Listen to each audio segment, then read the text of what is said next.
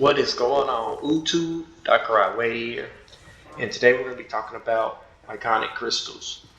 And you know, there was some information regarding this coming out not too long ago, and I was kind of a little skeptical to see like exactly how it was going to be. But long story short, I think this is actually not too bad in the grand scheme of things. There are definitely a few concerns that I would have, but I think in the long term, icon equipment isn't necessarily a bad thing, and it definitely is a way to add an additional layer of complexity to the game that allows you to supercharge your commanders and marches even further. Amen. Okay, so basically what iconic crystals are is it's basically a way to add base stats to your march, to your commander march or whatever. And each slot has a different base stat that it's going to augment, and this only counts for legendary equipment. So let me go to high quality here. This only counts for legendary equipment. So you'll see here the Sacred Dominion and all other legendary will have can have an iconic attribute, but epics can't. And I can understand. And I was thinking like, why couldn't they do this for epics as well? Well, you know, since you don't get the keep the iconic crystal if you dismantle, then that would defeat the purpose. But maybe for like how you do four epic, you know, you can have like four epic crystals. But whatever, we're not talking about that. That's just how I feel. Maybe that can come later in the video. But that's basically what the iconic crystals are. Is a base stat increase, and depending on what type of equipment it is, will depend on what the base stat is. So, for example, weapon and gloves, it's going to be increasing attack, and then it'll be infantry, archer, or cavalry, depending upon what piece it is. If it's an infantry piece, obviously, it's going to increase the infantry base attack.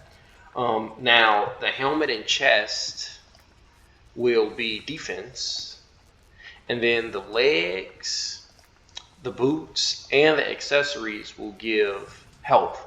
And with the accessories specifically, they'll give base health to all troop types. Right now, depending on what season you're in, depends on how many base stats you get. And I'll try to clarify what base stats are over here in a second. So base stats, each unit has stats associated with it. So if we go to T5,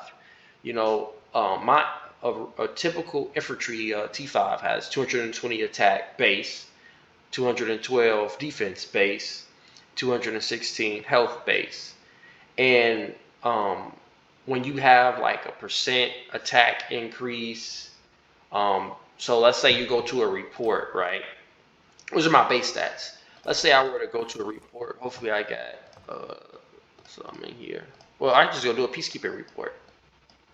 Okay, go to my troop buffs. So when it says I have a 130% attack, that would buff that 220 base attack by 130%. So without doing like super complicated math, that's around maybe like 260 or so more attack, roughly. It might be a little bit less, but maybe 250, somewhere around in there, right? And what the iconic crystals will do, 280. Oh damn, man, I'm halfway off. Come on, Bobby, you got an actuarial science degree. I know you know how to do math. Amen. So 220, attack plus, say we was a season of conquest, you would get 3 additional points if it was like a legendary weapon with an iconic crystal. Now if you were to have a special talent on a piece, you could get an additional because of the special talent. So at max with a special talent, you can get 4 base stat points. Gold wise, it's not too terribly bad. Like 20 million gold isn't, insane, right? I mean, it's 15 million to like craft stuff. So, I mean, I think the gold price is very reasonable. Now, I want to talk about how do get the crystals. Okay, so right now, I know for most people in KVK, and by watching other videos, that this for every KVK, you can not here, you can go in the Lost Canyon shop. You can get an iconic crystal here. 20,000 doesn't take no time at all. You'll get it no problem. That's one iconic crystal. They also have a limited time event right now. Artisan's Forge. You do like little BS quests or whatever, and then you'll get these hammers, and then you can turn in these hammers for, um, the iconic crystals. Now, I already claimed one. You can, for this KVK, you have a total of two. I think for Season of Conquest, you might be able to get four or something. It changes. And my speculation on this is that something like the Artisan's Forge or something like, or some event like it's going to probably come back. Maybe during KVK, or I would assume it wouldn't be too frequently, because once you get all of these, the base stats can get a little nutty, because um, what is it? You can have your weapon and gloves give you anywhere from 6 to 8 base attack. Your helmet or chest will give you um, 6 to 8 base defense, and then with the pants, legs, and the 2 accessories, legendary, you can have anywhere from 12 to 16, base health. I mean, especially for the health, that's a shit ton, right? Now it's like, I'm gonna go back here so I can explain some stuff. This is just me talking crap right now, or working myself through it, because this is like my initial reaction. That's why I called it the good, the bad, the Lilith. This is fucking funny. Okay, so usually, as you can see here, the stat that you normally increase a lot typically is attack. So although health is typically the stat you want the most of percentage wise, and that's because of diminishing returns. Like, the more of a stat you have, the less value that percent increase is on the total, because it's not a multiplicative type of percentage. So it's not like 30% attack, like for your commander, and then they take that stat separately, and then and then separate that from, let's say, the percent attack increase you get from your equipment, and then they take that separately, multiplicative from the stats you get from your technology. It's all added together, right? It's an additive type of percentage. So because of that, there's diminishing returns, effectively diminishing returns. So because this is the stat that's increased the most with my infantry units, it would actually be more advantageous, mathematically speaking, in theory. I don't know if it's going to actually work like that, but in theory, it would be more mathematically advantageous for you to increase the attack, because of the percent that base attack is going to be increased by your stats is far greater than, obviously, health. If I got 2 base health points, I'm gonna get way more value out of 2 base attack. Now, with that being said, realistically speaking, iconic crystals, we honestly don't know how rare they would be. We don't. And who knows? Maybe it doesn't come back in KVK. Maybe it comes back every other KVK, and you can only get one every KVK. Who the fuck knows, right? This is new. In my opinion, and I think this is what most people would probably agree with. I don't think this will be a contention point. Is that it could be very advantageous for you to start with accessories, because at least with an accessory, it's base health, which is a stat that you really want, although it might not be increased in a way that you, as much as you might want. It's still a great stat, obviously, and this allows you to use it with any troop type. So if you craft, let's say, a concealed dagger, which at some point I will in the very near future, or I do a Horn of Fury or something. Let's say, I want to put, I'm only bringing one march at one point, or two marches, or whatever. I don't have all my marches. I can slap these on that one march when I'm, down bad, getting my ass kicked in, hospital almost full, and, I can get maximum benefit. Or, let's say let's say I started with like, Calvary or something I'm not using all that much right now, and now my iconic, you know, crystals don't go as far because I'm not, using Calvary at this moment. I'm mainly infantry focused.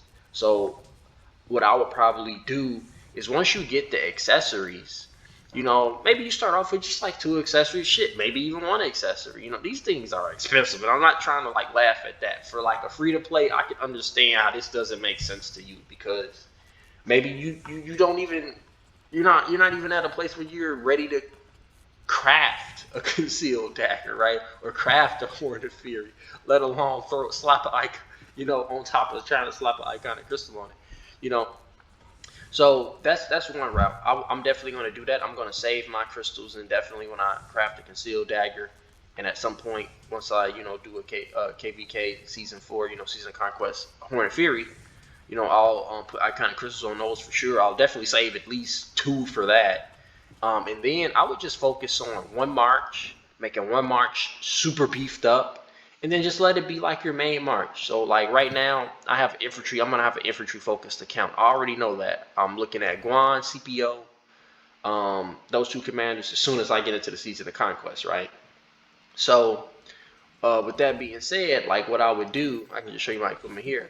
What I would do is that I would, iconic crystal, you know, um, infantry gear. But to give you a more focused answer, you know, infantry usually has a lot of defense. Like some looking at the percentages have a lot of defense.